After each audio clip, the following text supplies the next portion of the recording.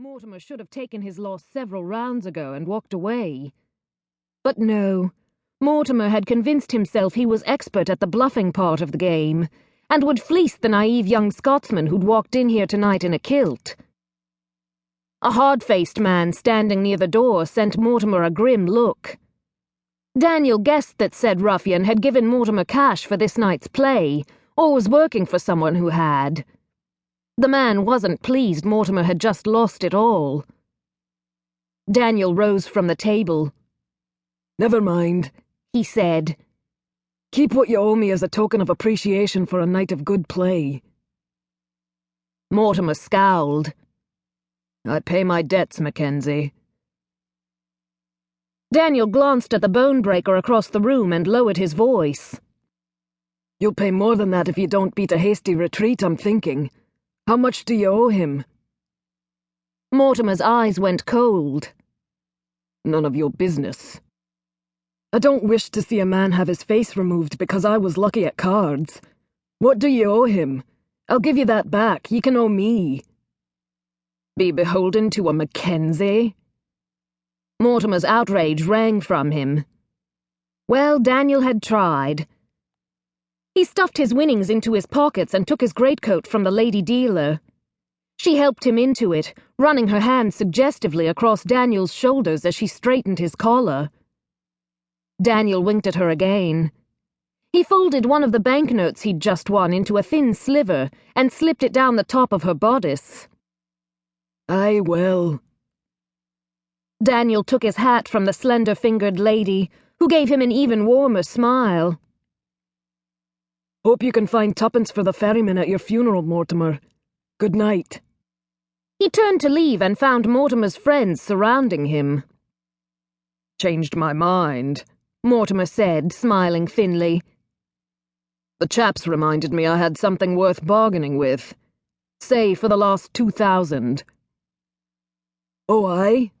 What is it? A motor car?" The only thing worth the trouble these days, in Daniel's opinion. "Better," Mortimer said. "A lady." Daniel hid a sigh. "I don't need a courtesan. I can find women on me own." Easily. Daniel looked at ladies and they came to him. Part of his charm, he knew, was his wealth. Part was the fact that he belonged to the great MacKenzie family and was nephew to a duke. But Daniel never argued about the lady's motives. He simply enjoyed. "She's not a courtesan," Mortimer said. "She's special, you'll see." An actress, perhaps. She'd give an indifferent performance of a Shakespearean soliloquy, and Daniel would be expected to smile and pronounce her worth every penny.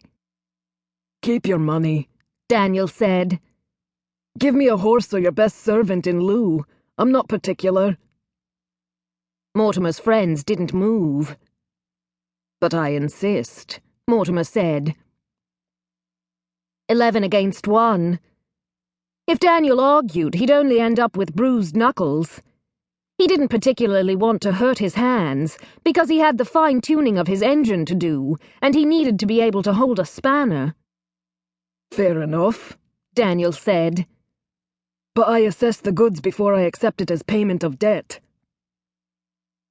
Mortimer agreed. He clapped Daniel on the shoulder as he led him out, and Daniel stopped himself, shaking off his touch. Mortimer's friends filed around them in a defensive flank as they made their way to Mortimer's waiting landau. Daniel noted as they pulled away from the nines that the bone-breaker had slipped out the door behind them and followed. Mortimer took Daniel through the misty city to a respectable neighbourhood north of Oxford Street, stopping on a quiet lane near Portman Square. The hour was 2 in the morning, and this street was silent, the houses dark. Behind the windows lay respectable gentlemen who would rise in the early hours and trundle to the city for work. Daniel descended from the landau and looked up at the dark windows. "She'll be asleep, surely. Leave it for tomorrow." "Nonsense," Mortimer said. "She sees me any time I call." He walked to a black-painted front door and rapped on it with his stick.